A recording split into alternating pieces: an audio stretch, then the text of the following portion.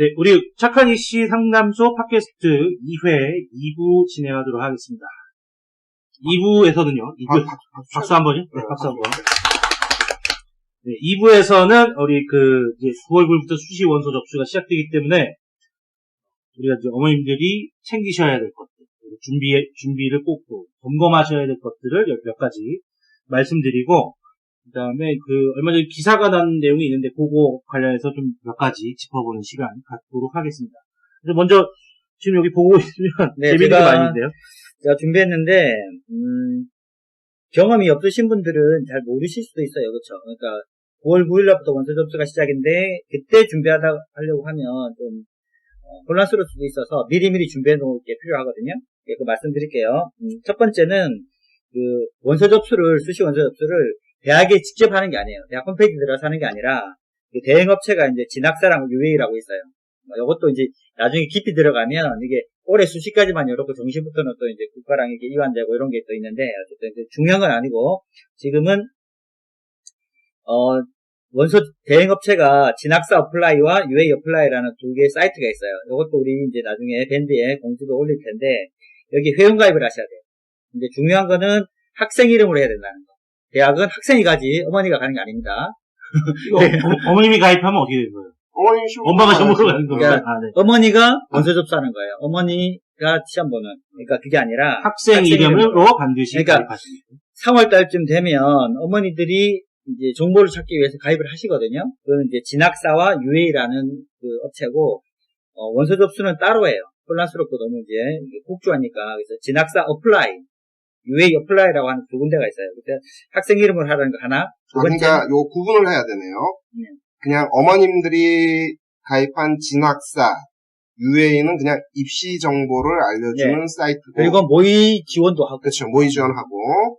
그런데 실제 원서 접수가 진행이 되는 것은 진학사 어플라이, 그 다음에 UA 어플라이라는 거. 네. 두 군데가 있고, 두 중에서 귀찮으니까 한 군데만 하시면 또 안 돼요. 둘 다 가입을 하셔야 되고, 왜냐하면, 대부분 대학은 둘 중에 아무 데나 이제 지원해도 되는데, 특정한 대학 같은 경우는 또 특정한 데만 계약 맺은 데도 있어요. 올해 같은데, 성대 같은 데는 둘 중에 한 군데만 돼요. 아시겠죠? 그러니까, 한 군만 이제 활용하지 마시고, 했는데, 우리 애가 지원하려고 하는 학교가 그건 없어요. 아무리 뒤져도. 그거는 이제 그 대학에서 한 군데만 계약 맺은 거거든요. 그러니까, 시간 많이 걸리는 거 아니니까 둘 다 회원가입 해놓으시라고, 미리. 원서 접수할 때 하지 마시고, 미리 해놓으시고, 두 번째는, 원서 접수를 하실 때 필요한 게 이제 두 가지가 있죠. 원서랑, 그 다음에, 수시 6번 지원하는 걸 어떻게 계산하느냐. 돈을 내야 되고, 자본주의 사회다 보니까, 그래서, 전형료. 그렇죠. 전용료가 이제 4만원, 5만원, 7만원 이렇게 있죠. 그거를 직접 은행 가서 내는 게 아니라, 계좌이체하는 것도 되죠. 계좌이체하는 것도 되는데, 더 쉬운 거는, 캐시라고 해요, 캐시. 그래서 회원가입을 하면 다 가상계좌가 떠요. 거기다가 돈을 입력해놓으면 되겠죠. 30만원이나 50만원 가까이. 한 군데 6개 할 수도 있으니까 한 50만원 정도 입력해 놓으시고, 충전해 놓으시고, 바로 결제가 돼요. 그 다음에, 만약에 6개 다 끝나고 잔액이 남았다. 그럼 환불 클릭만 하시면 돼요. 환불 클릭만 하시면 48시간 이내에 바로 이제 본인 계좌로 다시 환불돼요, 환불. 근데 48시간으로 돼 있는데, 제가 작년에 이제 의뢰받은 학생들 대신 해주고 하다 보니까 바로 돼, 바로. 5분, 10분? 안에 넘어오는 경우가 많더라고요. 혹시 모르니까 여유를 두고. 남은 금액에 대해서 환불이 된다. 네네네. 50만원 했는데, 그게 세 군데만 했다. 7만원짜리 논술. 그러면 21만원이 나갔다. 그러면 한 29만원이 바로, 환불 누르면 바로 들어와요. 제일 편해요. 그러니까 USB 이런 게 아니라, 그렇죠? 이렇게 하시라고요. 말씀드리고. 약간 근데 복잡하실 수도 있겠는데. 뭔가 막 액티브엑스 설치도 많이 해야 될 것 같고. 그러니까 집에서 인터넷 패킹 하시는 분들 같은 경우는 편하실 수 있다 생각이 듭니다. 어쨌든 UA 같은 경우는 이게 캐시가 유캐시라 그래요. 유캐시. 유캐시 얼마 가상계좌에 충전해 놓으시는 게 제일 편해요. 편한 거 말씀드리는 거니까 요거 하시고, 그 다음에 하나 더는 이제 사진. 다른 것들은 원서 접수할 때 원서에 입력만 하면 돼요. 워드로. 이름, 홍길동, 주소, 전화번호 이렇게 있는데, 사진만큼은 따로 있어야 되겠죠. 사진 파일을 이제 본인 이제 컴퓨터에 갖고 계시다가, 원서 접수할 때 거기 그 사진란에 이제 불러오기 하면 되겠죠? 마우스 오른쪽 눌러서 불러오기 해가지고 이제 편집하면 돼요. 어머니들이 모르셨어요. 요즘 졸업앨범 거에서 다 주지 않나요? 아닌가? 대학생들이 여기는 이제 대학에서 여기 유해나 진학사에서는 학생 정보 하나도 없으니까 이제 불러오기를 하셔야 돼요. 그래서 사진 파일이 미리 있는 게 좋겠죠? 요즘은 스마트폰이 다 이제 활성화돼가지고 바로 찍을 수도 있겠는데 예전에는 또 사진관 가야 되고 뭐 이런 게 있었어요. 증명사진 찍기 네네네 그렇게 해야 되는데 하셔야 되고 여기서 또 유의하실 거는 수시 원서 접수 사진과 수능 원서 접수 사진이 같은 게 좋겠죠. 사실 같으면 제일 좋은데 규정상으로는 수능 원서 접수는 대리 수능 뭐 이런 것 때문에 귀가 나와야 된대요. 귀가 규정상 사람마다 귀는 다 다르다고 하니까 근데 이제 수시 원서 접수는 그런 제한은 없어요. 제한은 없는데 어쨌든 같은 사진 가지고 두 개 쓰면 좋겠죠. 그냥 귀 나온 사진 찍으시면 되겠네. 교집합. 네. 네네네. 귀 나온 걸로 네. 준비하시면 되겠네. 그리고 우리가 수시 원서 접수는 9월 9일부터라고 말씀드렸는데 수능 원서 접수도 따로 있어요. 수능 원서 접수는 우리 지금 녹음하는 시점이 8월 26일인데 내일이죠. 그러니까 들으시는 분들은 어제가 될 수도 있겠고 근데 수능 원서 접수는 8월 27일부터 9월 11일로 합니다. 제가 마감은 어쨌든 돼 있는데 이때 이제 원서 접수 해야 돼요. 근데 재학생들은 학교에서 일괄적으로 다 해줘요. 첫날. 재학생들이나 혹은 이제 재수종합반 같은 데서 지금 관리가 되죠. 네, 돼요. 근데 이제 독학 재수 학생이라고 그래갖고 요즘 수능이 쉬워지다 보니까 학생 혼자서 이 정도면 내가 만점 받겠다. 이런 학생들 혼자 공부하거든요. 그런 학생들이 이제 독재라고 그러는데 독재생들은 본인이 챙겨야 돼요. 아시겠죠? 챙겨야 되겠고 재작년인가 그런 좀 약간 해프닝이 하나 있었는데 강화도의 어떤 학교에서 전체적으로 수능 원서 접수 안 해버린 거예요. 오마이갓. 학교 자체가 까먹었네. 네, 그렇죠. 그래서 교육청에서 계속적으로 친구 아니에요? 제가 볼 때 강화도니까 그 학생들이 이제 수능 안 보는 뭐 특별 전형을 다 갔나 봐요. 예. 굉장히 못한 학교를 가버렸는데 강화도니까 넘어갔지 대치동이나 이럴 때는 완전 뒤집어지는 거지. 네, 뉴스에 났어요. 저도 뉴스 보고 알았어요.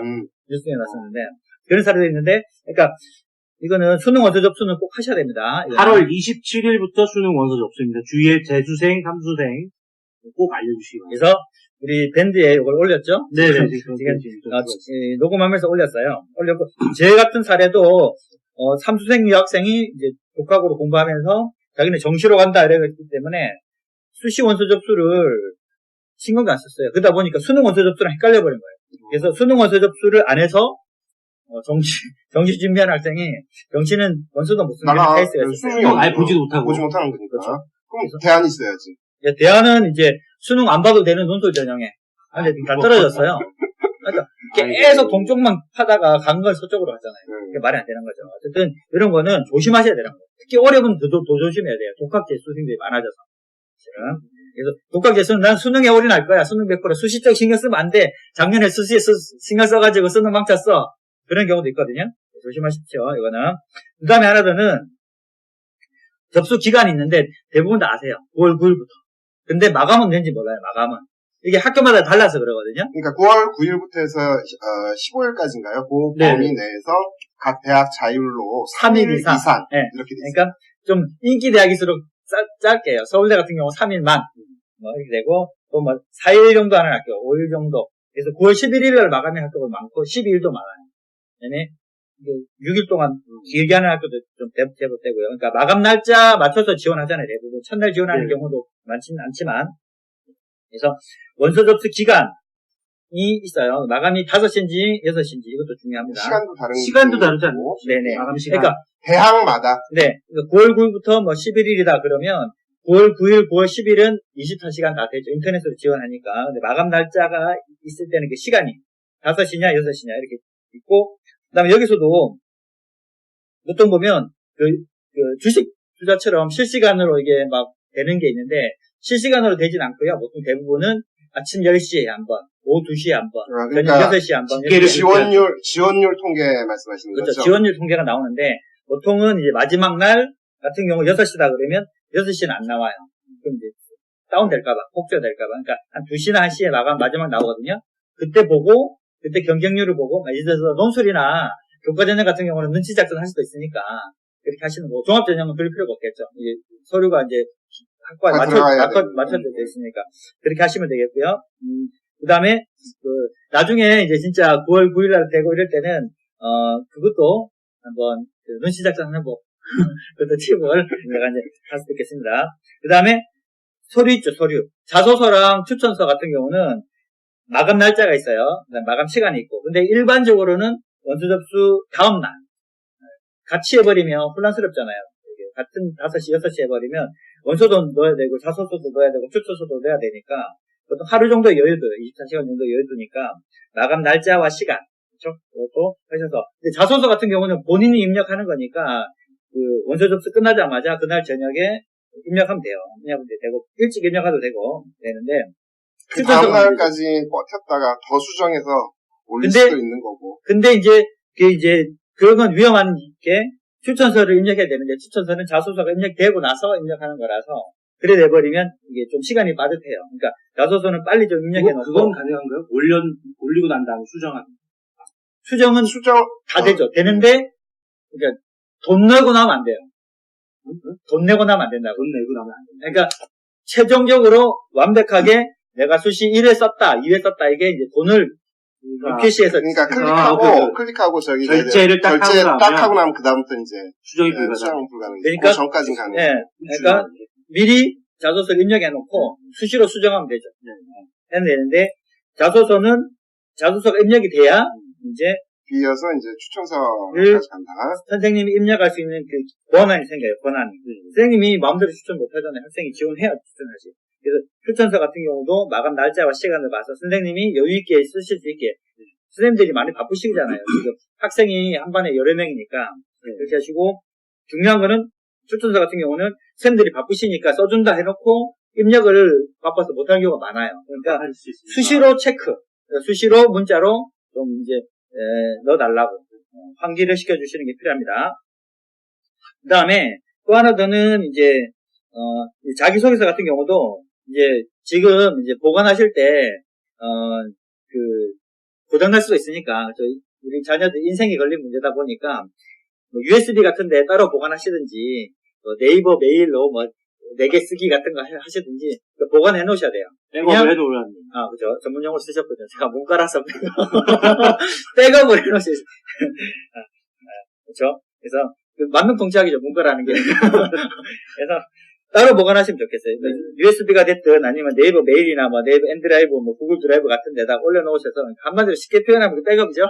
그래서 혹시 컴퓨터가 고장 나가지고 컴퓨터 수리받는 이게 좀 옛날 이야기인데 그렇게 해놓으시는 것도 만사 불어튼튼 해놓으시면 좋겠고. 관련해서는 지금부터라도 컴퓨터 체크를 좀 해보시는 것도 좋을 것 같아요. 그렇죠. 미리 좀 준비해놓고. 그렇죠.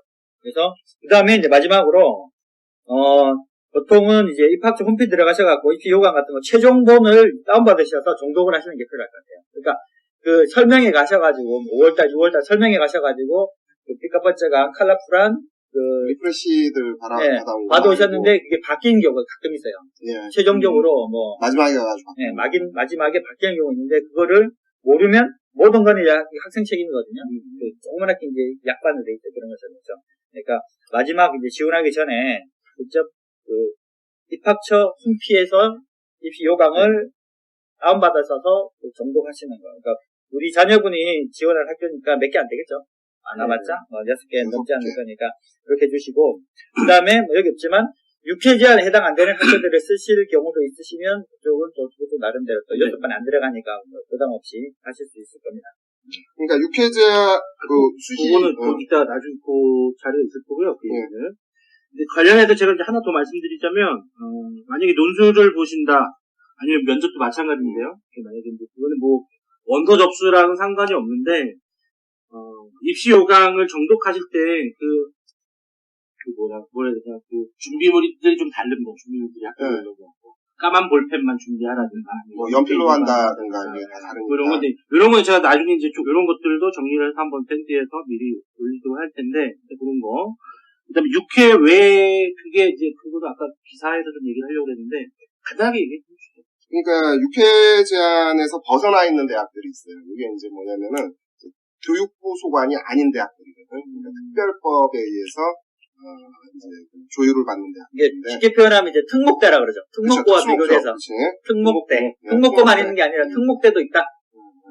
그러니까 예를 든다 그러면 사관학교라든가 이런 경우들. 경찰대, 네, 경찰대. 그 다음에, 가이스트. 카이스트, 지스트, 비지스트. 이렇게 되죠. 네. 카이스트. 그리고 올해 예. 새로 추가된 게 유니스트. 그쵸, 원래 올해 유니스트가 새로 생긴 학교는 아닌데, 원래 있던. 네네네네. 그러니까 그 학교가 작년까지는 UKG 안에 카운팅이 됐는데 올해는 해당이 안 돼요. 중요한 변화죠. 이과 최상위권 학생들. 들은 그러니까 지원의 폭이 또 한 개 더 늘어났다. 그쵸. 이렇게 이제 계산할 수도 있는 거죠. 예. 그러니까 여기서 이제 또 중요한 거는 전문대와 그 특목대는 UKG 안에 해당은 안 되지만 전문대학은 수시에 합격을 하면 정시에 지원을 못 해요. 자격이 없어요. 근데 특목대학은 수시 합격해도 정시 지원할 수 정시지원 있어요. 가능하고. 예. 얼마나 좋아요. UKG에는 해당도 안 되고 합격하더라도 되고. 그러니까 매년 경찰대학교는 수석 합격생들을 발표를 최대한 늦게 하고 잘 안 하려고 그래요. 나갈까봐. 서울대 나가버리고 그치. 뭐 의대 가기도 하고 이래 돼버리니까 그래서 매년 그래요. 매년.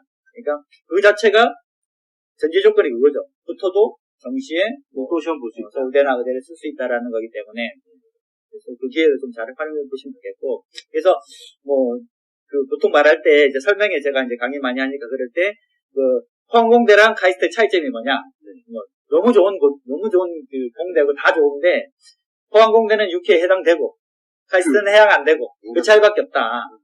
뭐 너무 좋은 학교죠. 붙으면 서울대랑 서울공대 같이 붙으면 어디 갈까 고민할 정도로 좋은 이제 공대인데 여기는 이제 교육부 소속인 좋은 공대, 포항공대는.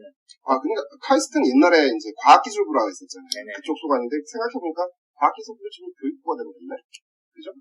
그렇게 하네요, 뭐. 그러니까 교육부 소관으로 나누다 이건 아니겠다. 법으로 잘라야죠. 법으로. 그러니까 예전부터 이제 뭐 관행 뭐 이렇게. 네. 네. 네, 그것도 이제 그래서 수시는 무조건 6번만 쓴다 이것도 X죠. 그렇죠. 그러네요. 네. 산업대도 두 개 있어. 산업대도. 산업대도 있고. 예. 그치. 그러니까 서울과기대 같은 데가 예전에 산업대였거든요. 네. 근데 이제 일반대로 전환됐고 뭐 한경대도 이런 데도 전환됐는데 지금 남아있는 데 두 군데. 그래서 그 청운대가 인천에 있어요. 그러니까 홍성인대 인천 캠퍼스가 있어요. 그래서 거기도 이제 수도권 쪽이니까 조금 그게 있고 호원대라고 있어요. 호원대. 네, 그래서 거기는 지원할 수 있으면 유키즈에 해당 안 되니까 또 이용해 보시면 되겠습니다. 네. 그래서 9월 9일부터 이제 수시 원서 접수하는데 반드시 우리 학부모님들이 챙겨야 될 것들.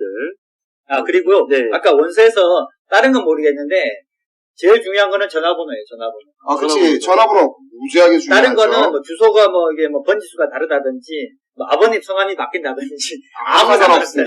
아무 상관없고 전화번호만큼은 두 번, 세 번 체크하세요. 전화번호가 세 가지를 기록하거든요. 보통은 학생 자기 핸드폰, 엄마 핸드폰, 그 다음에 집전화, 보통 이제 아빠는 쓰시고 안 받으실 수도 있으니까 그렇게 하는데 그게 이제 녹취가 다 돼요. 녹취가. 그래서 이제 안 받는다든지 그러면 이제 아유, 근데 왜 그 전화번호가 그렇게 중요하죠?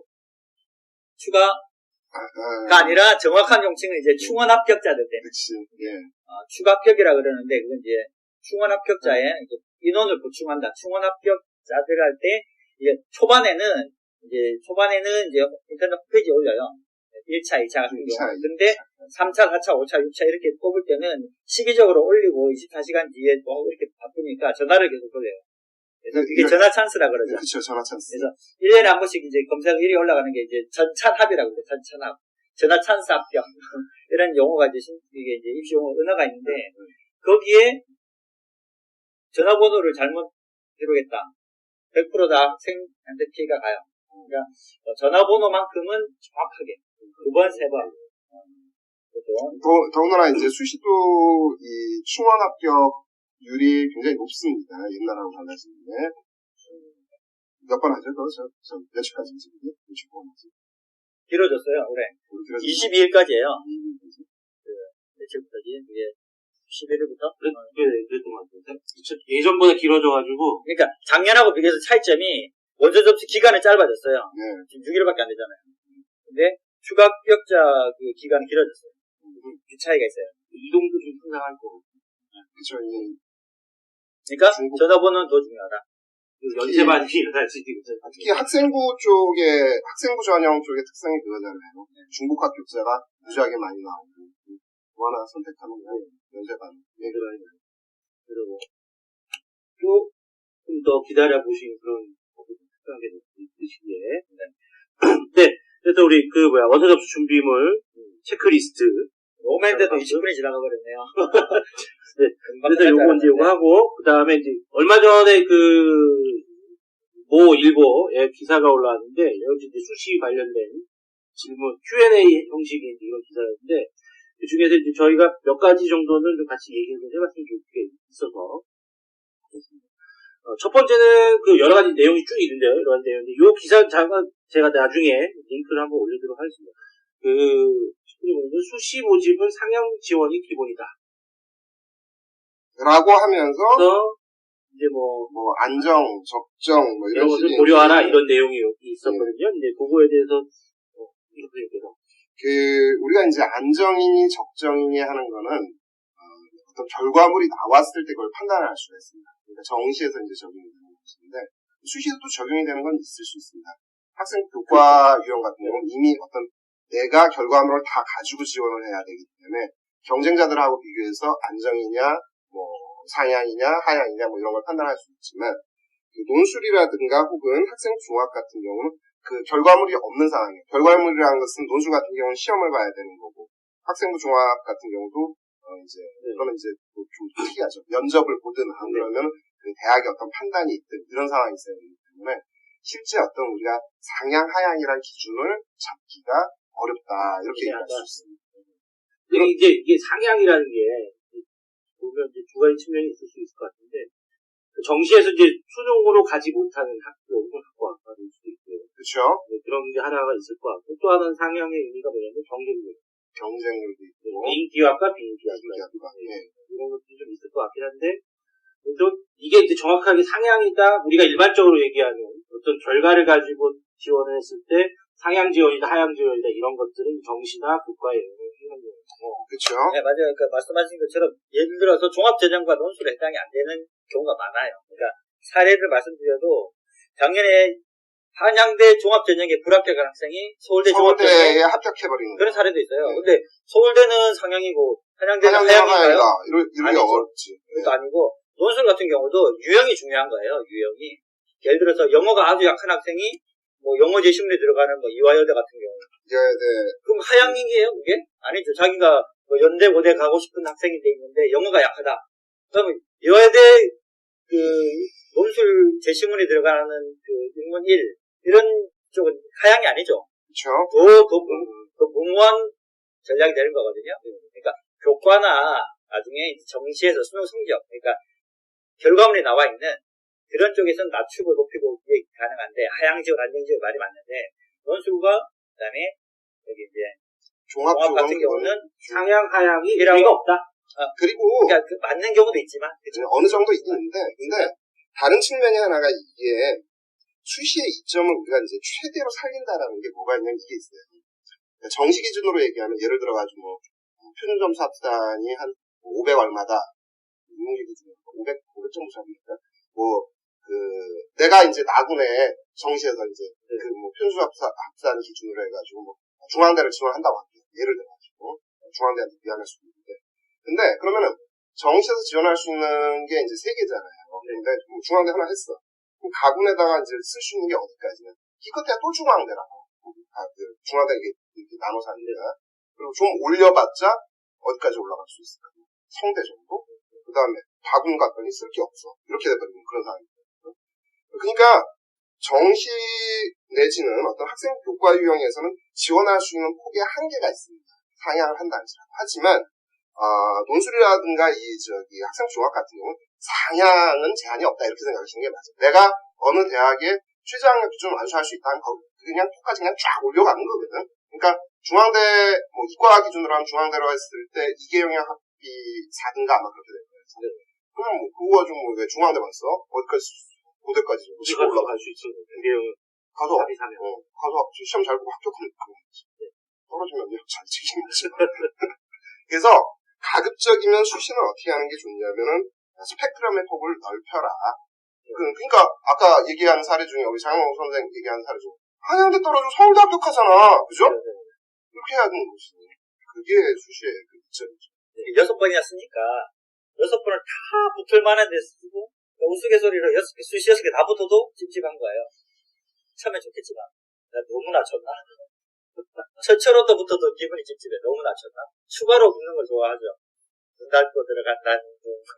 그러니까 스펙트럼 넓혀서 뭐 어떤 거는 가능성이 좀 낮더라도 지원해보고 어디는 좀 이제 안전하게 쓰기도 하고 뭐 정시 자신이 없으면 그게 약간 조금 이렇게 다이나믹하게 정하면 좋겠다. 그냥 하한선 정도? 하한선은 우리 이제 뭐 예상 수능 성적 대비를 해가지고 그러니까 이제 수시 6개 정할 때 컨설팅 할 때 보통은 위에서 내려가면 망하고 올라가면 성공한다 그런 게 있어요. 그러니까 그 6월 모의고사 성적이 됐든 뭐가 됐든 내신 성적이 됐든 최저 학교를 정하고 거기서부터 위로 하나 하는 건 괜찮아요. 그러니까 저 위로 해야 되죠. 연대를 해도 되고 되는데 넘어가면 돼. 6개 중에서 그러니까 하나 두 개는 자기가 적정인데 쓰는 게 맞죠. 근데 내려오면 연대부터 내려오면 안 날아와요.